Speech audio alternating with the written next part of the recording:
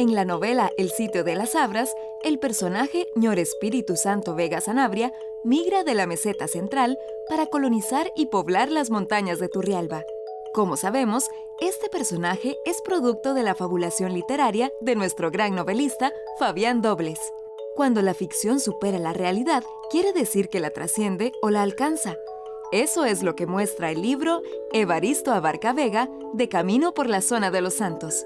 Una invitación a pasear por los cantones de la Zona de los Santos, de la mano de un poblador, don Evaristo Abarca Vega, que le tocó abrir muchas abras y caminos que hoy día componen una de las zonas culturales y económicas más ricas de Costa Rica. Don Evaristo, realmente yo lo definiría como un líder comunal, como esas personas que llegan y no solamente se establecen en una comunidad, sino que velan por el bienestar de la comunidad. Porque a partir de lo que él me ha contado y lo que hemos hablado ya a partir de todo este proceso del libro, realmente él llega a Llano Bonito León Cortés con su padre, el resto de la familia, una familia muy numerosa, venían de desamparados, y comienzan a abrirse camino en la comunidad, comienzan con los primeros caminos, el primer sistema de salud pública, todo lo que eran cañerías, la primera escuela. De hecho, algo curioso es que la primera escuela funciona en la casa de él, porque no hay un edificio. Entonces, don Evaristo es de esas personas pioneras de la comunidad que se interesan en llegar a un puesto municipal como regidor o síndico. De hecho, él desarrolla varios cargos en ese sentido y no lo hace para beneficio propio, sino que lo hace para beneficio de la comunidad. Entonces es de esas personas que se mueven, buscan al ejecutivo municipal, buscan al diputado, buscan al presidente y se mueven de una y otra manera para lograr ese objetivo de la comunidad, en bienestar de la comunidad.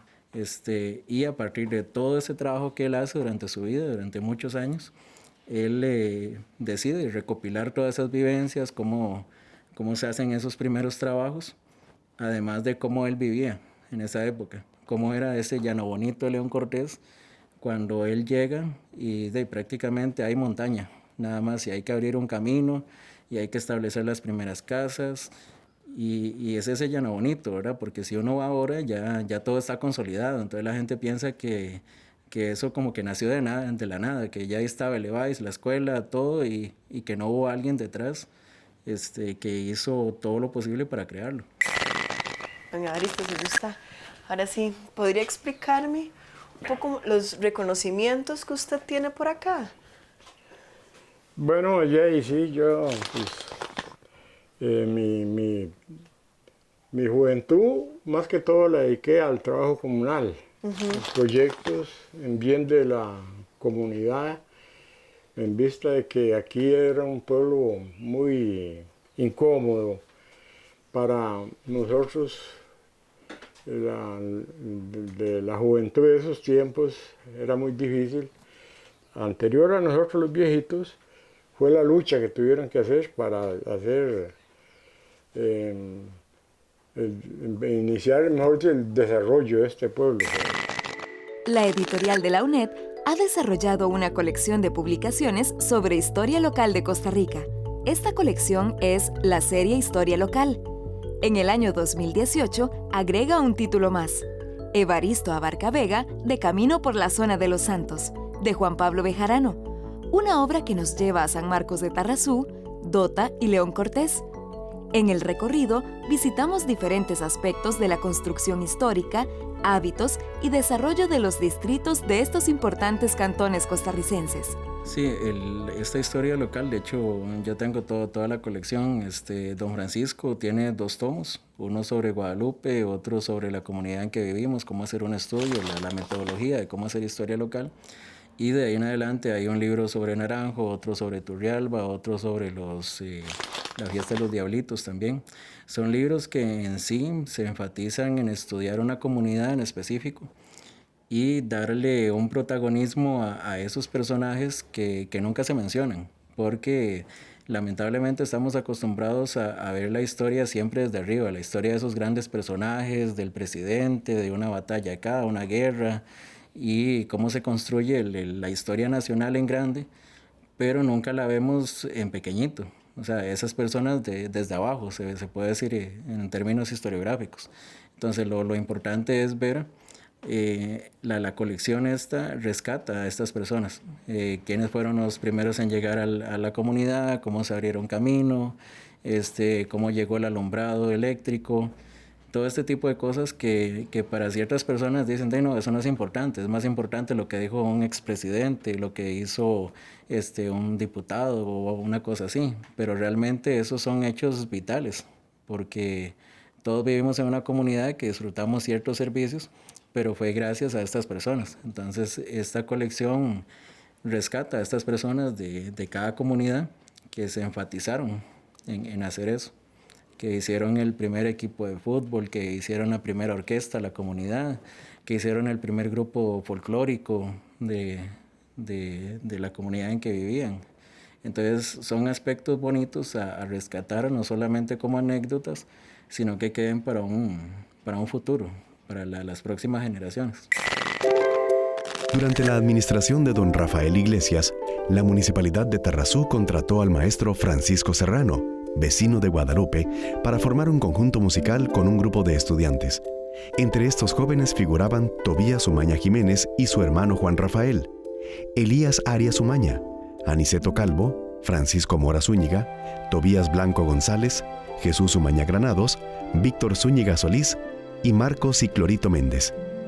La municipalidad logró comprar instrumentos a precio de costo y en condiciones de pago muy favorables. El grupo llegó a presentarse con gran éxito en San Marcos de Tarrazú y Santa María de Dota. No había agua potable, tenemos que sacarla en estañones de los bajos de Honduras. Las señoras tenían que ir a las Honduras a lavar la ropita ahí, las mantillas de los chiquillos.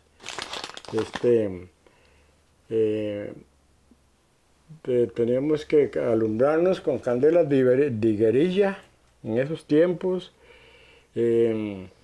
Dormir a veces todos mojados porque había mucha pobreza en cuanto a la ropa. Teníamos que andar muy remendadita la ropita, descalcitos. Yo los primeros zapatos me los puse a los 16 años, ya hecho un muchacho. Mi papá se fue a hacer un paseo a Punta Arenas, me dejó cuidando las vacas, los chanchos que ven aquí y me prometió que traerme unos zapatos. Esa fue la primera. Por ese motivo ya estrené en 24 de diciembre los primeros zapatos.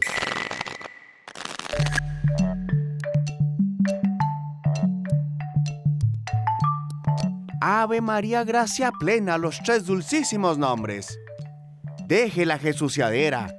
Yo pido lo que yo quiero y usted ofrece lo que ofrezca. Que usted manija su plata y yo manijo mi leña. Y no hemos de disgustarlos por cuestiones de pesetas.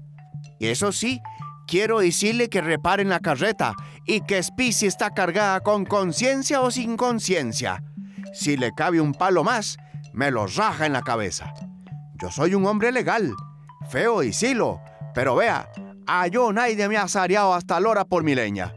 Esta es quizarra amarillo, laurel y madera negra, de hierro para consumirse y para prenderse de yesca. El lirismo patriótico centroamericano, himnos, nacionalismo e identidad, de Leonel Alvarado. El escritor hondureño realiza un sugerente y exhaustivo análisis para desentrañar los mecanismos ideológicos que subyacen en la construcción de las identidades centroamericanas, las cuales se ven reflejadas en sus himnos patrios. El compilador del libro es Juan Pablo Bejarano Moya, quien coordina la investigación desde un enfoque socioconstructivista, que analiza las narrativas en la historia y la narrativa de los documentos históricos de sus habitantes, de modo que se mantengan vivas en la memoria anécdotas de la cultura popular. El hecho es mantener la vivencia, la remembranza, contenida en la mente de las personas y relacionada directamente con el acontecimiento histórico que le dio origen a aquella comunidad rural y urbana. Sí, la metodología del libro como tal se basa en un enfoque socioconstructivista de la historia local, que es una tendencia historiográfica, en donde lo importante es rescatar estos documentos que a veces no se tomarían en cuenta en un libro ya de un tipo de historia social o económica o cultural que es un poco más elaborada, ¿verdad? Que es a partir de documentos de archivo, de una investigación ya más científica en el hecho de armar todo un programa o armar un modelo económico para explicar ciertos datos de exportaciones de café de piña, por ejemplo. En el caso de la historia local es algo más de rescatar el testimonio oral. De hecho, el testimonio oral es fundamental en la historia local porque es detallar de cierta manera cómo esas personas, principalmente adultos mayores de 80, 90 años, como don Evaristo, vivieron en esa época. Y muchas veces es rescatar esos documentos que ellos mismos tienen, fotografías. La fotografía es esencial en este tipo de historia local. Y también ir recopilando, a veces ellos tienen periódicos antiguos, boletines, por ejemplo, que hacen cada comunidad, boletín ya sea parroquial o el boletín de la municipalidad donde salen las noticias. Entonces todos estos elementos se unen para darle forma a la historia local como tal. Entonces la gran diferencia entre la historia local y la historia que comúnmente vemos en un libro de historia es que no se enfatiza tanto en un análisis profundo de antecedentes, causas, consecuencias, sino que más bien narra, es una historia muy descriptiva. Don Evaristo fue propietario de un cafetal pequeño y pagaba a los peones 15 colones por cajuela. Los productores de café como don Evaristo, don Braulio Odio y otros entregaban el producto a los beneficios y recibían a cambio un recibo o adelanto, un tipo de factura o letra de cambio con la cual se les pagaría por su producto una vez que el café fuera procesado y vendido por el beneficio. Para dicho trámite, debían viajar a las comunidades de Vuelta de Jorco o Monte Redondo. Todo este proceso era una verdadera lucha, pues el pago que se recibía no era el más justo y los caminos estaban en mal estado. Mi papá hizo un camino de 9 kilómetros hasta Chupala. Él fue síndico en Tarrazú. Tenía muchas amistades con Marcos Chanto, don Tobias Omaña.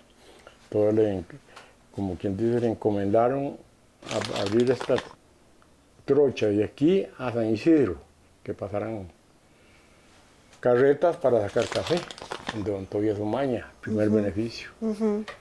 Porque ya había café, entonces no tenían caminos por donde sacar.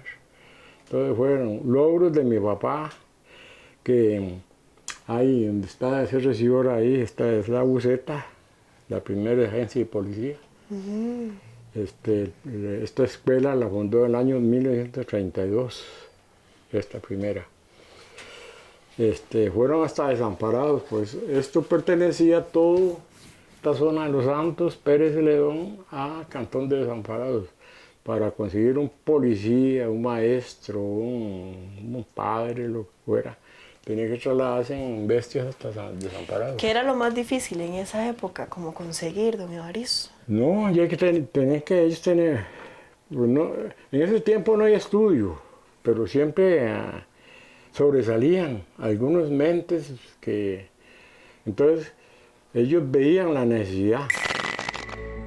La revalorización de la dimensión local de las sociedades está tensada por la aceleración tecnológica y económica de una globalización que pareciera tragarse la especificidad local y con ello sus expresiones culturales y territoriales. El objetivo de esta obra es fortalecer y solidificar el vínculo de los pobladores con sus regiones y territorios.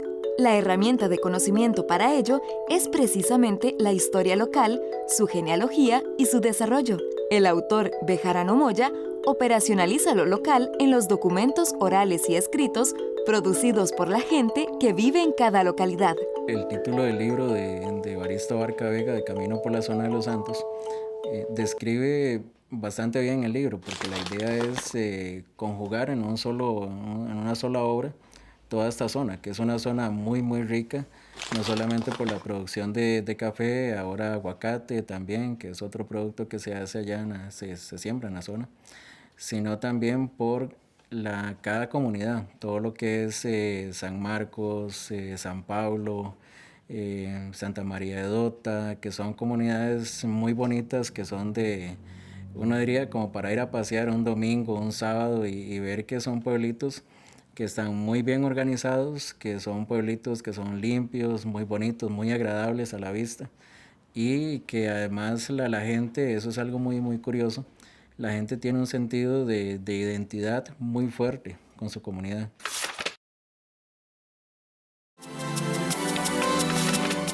Una editorial se define por sus libros. Su existencia inicia y está determinada por sus publicaciones.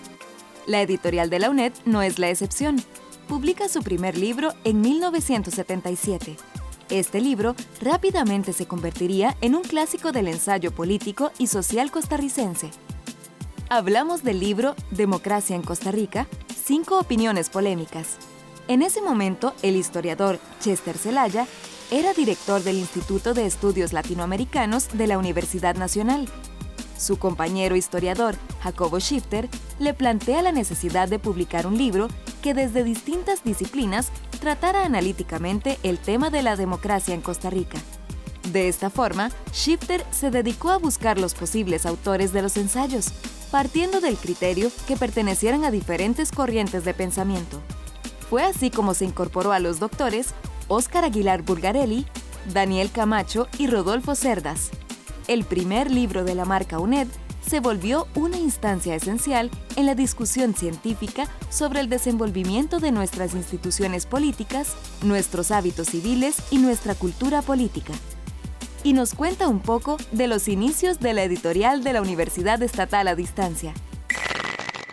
La herencia del asesino, de Marjorie Ross, una novela histórica que narra la huida a Cuba y los últimos días de Ramón Mercader, el asesino del líder soviético León Trotsky.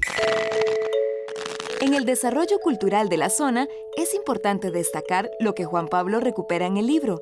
Esto es, por un lado, la formación precoz de una banda filarmónica en San Marcos de Tarrazú a principios del siglo XX. Y por otro lado, la organización de clubes de fútbol desde 1906. Ya en 1921 se organizó el Club de la Peseta, asesorados por Eduardo Garnier, del Clubs por la Libertad. Luego surgió el equipo El Cacique, la Asociación Deportiva La Cafetalera, y después vinieron más equipos.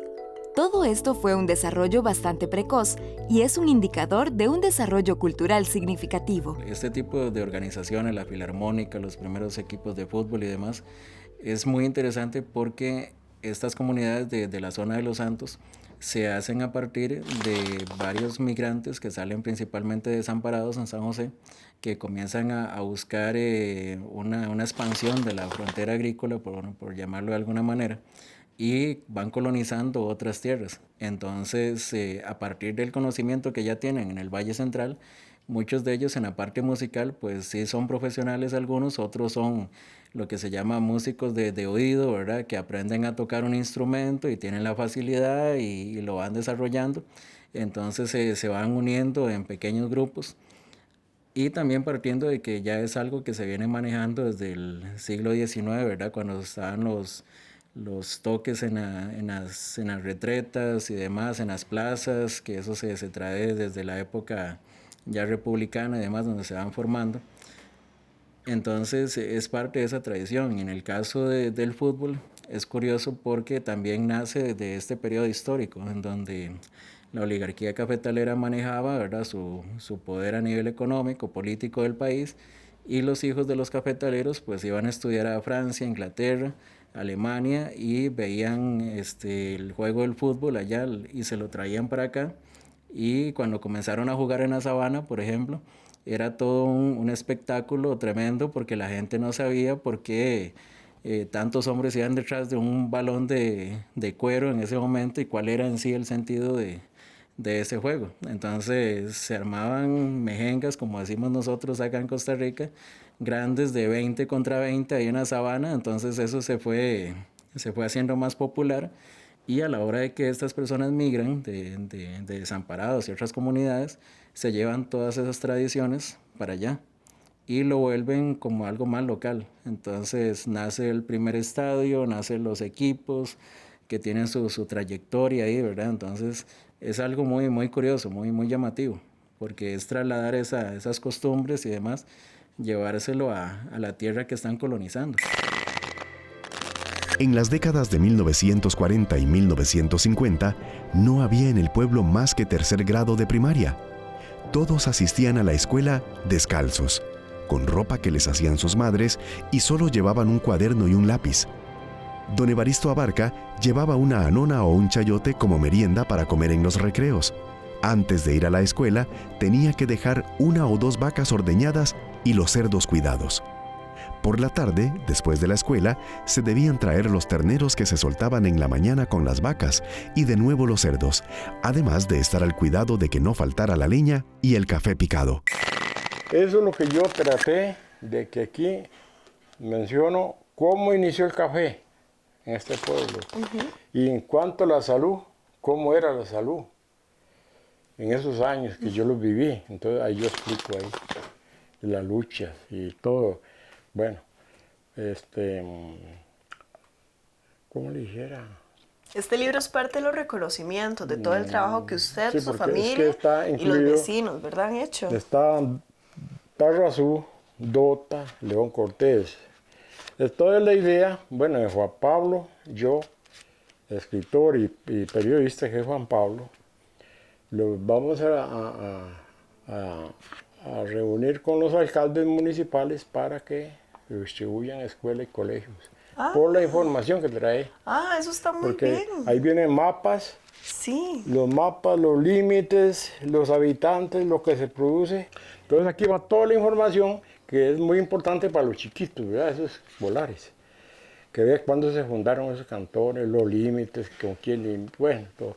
Por eso van las fotos ahí de las iglesias y escuelas. Ahí están los primeros que llegaron a San Marcos de Tarrazú. Los viejitos, ahí están las fotos de ellos. Y los de Jardín, toda esa zona, bueno, los Dota, ahí están los primeros que llegaron aquí. Mi labor fue como mediar, ¿verdad? Porque el gran artífice de la obra es don Evaristo, realmente. Entonces mi trabajo fue mediar, darle forma más o menos en la parte histórica y concretarlo como un libro. Pero en sí yo podría decir que el principal artífice del libro es don Evaristo y el legado que él quiere dejarle no solamente a sus familiares, sino a la comunidad, a esa comunidad que él ama muchísimo y que él se interesó por hacerla crecer y tenerla como está ahora, ¿verdad? Una comunidad bastante bonita, con servicios públicos, con su escuela, con su colegio, con todo lo que vemos como normal, pero que alguien tuvo que pensarlo antes y trabajar duro para lograrlo, como es el caso de don Evaristo. La historia local es la que define a la población de un lugar determinado, sus rasgos identitarios, sus costumbres. Juan Pablo Bejarano señala que la costumbre es la forma de identificación con su pasado, con los hechos que les dieron origen. Es una lucha contra el olvido. Son los hechos la materia prima de la historia y luego se vuelve narrativa. La compilación precisamente de estas narrativas son el aporte de la obra que la editorial de la UNED presenta a través de esta investigación al público de Costa Rica.